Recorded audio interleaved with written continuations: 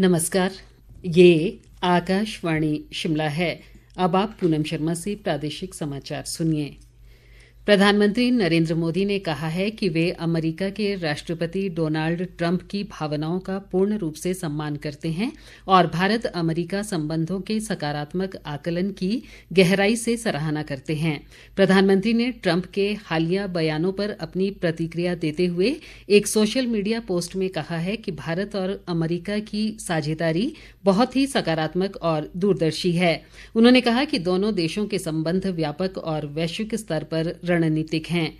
Trump ने कल रात वाशिंगटन में मीडिया को संबोधित करते हुए कहा कि भारत और अमेरिका के बीच विशेष संबंध है और इन्हें लेकर दोनों देशों में चिंता की कोई बात नहीं है। उन्होंने ये भी कहा कि नरेंद्र मोदी एक महान प्रधानमंत्री हैं और वे हमेशा उनके मित्र रहेंगे।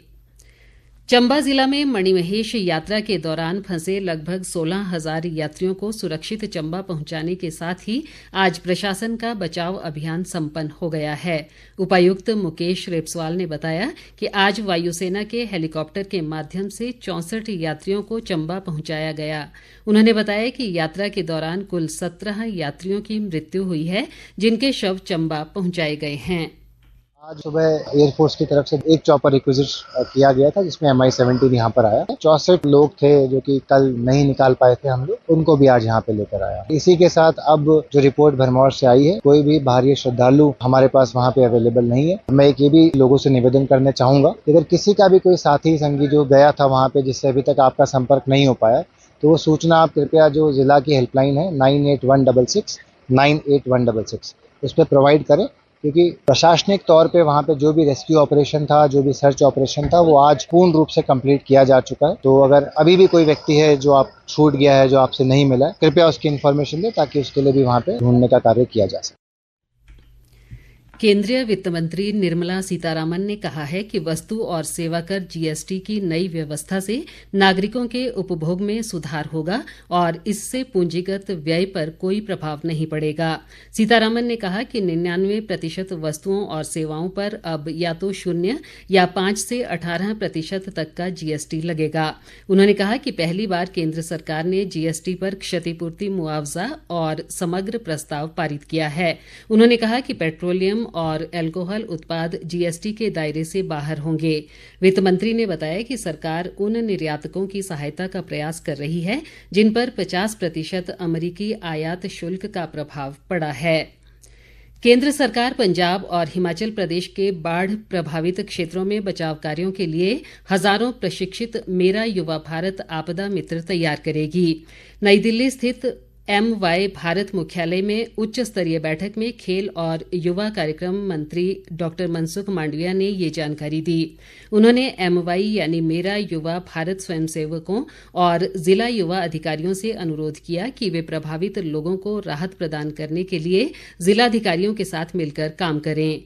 MY भारत राष्ट्रव्यापी प्लेटफॉर्म है, जिसे स्वयंसेवा और अनुभव संबंधी शिक्षा के माध्यम से युवाओं को जोड़ने और उन्हें सशक्त बनाने के लिए बनाया गया है। कुल्लू के अखाड़ा बाजार क्षेत्र में भूस्खलन हादसे में जान गंवाने वाले 3 लोगों के पार्थिव शरीर आज सुबह श्रीनगर पहुंचा दिए गए हैं। उपायुक्त तोरुल एस रवीश ने बताया कि खराब मौसम के कारण हेलीकॉप्टर सेवा संचालित नहीं हो सकी, इसलिए इन्हें सड़क मार्ग द्वारा भेजा गया। उपायुक्त ने बताया कि इस घटना में 8 लोग मलबे में दब गए थे, जिनमें से 6 लोगों के शव निकाले जा चुके हैं, जबकि 2 अन्य शवों की तलाश के लिए अभियान युद्ध स्तर पर जारी है। ऊना जिले के गगरेट के पास एक एम्बुलेंस के गहरी खाई में गिरने से 3 लोगों की मृत्यु हुई है, जबकि 2 अन्य लोग घायल हैं।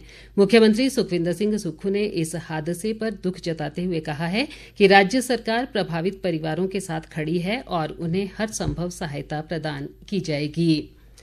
प्रदेश के अनेक भागों में आज मानसून की हल्की वर्षा हो रही है। इस मानसून सीजन में राज्य में सार्वजनिक संपत्ति को प्रारंभिक आकलन के अनुसार लगभग 3,800 करोड़ रुपए की क्षति हुई है।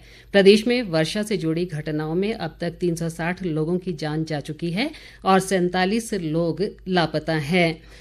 मौसम विभाग के अनुसार आज अनेक भागों में गरज चमक के साथ वर्षा हो सकती है, जबकि कल से राज्य में मानसून की रफ्तार धीमी पड़ने की संभावना है। अगले 3-4 दिन राज्य के कुछ भागों में हल्की वर्षा के आसार हैं। इसी के साथ ये समाचार बुलेटिन समाप्त हुआ। हमारा अगला बुलेटिन आप सुन सकते हैं 6:30 बजे। नमस्कार।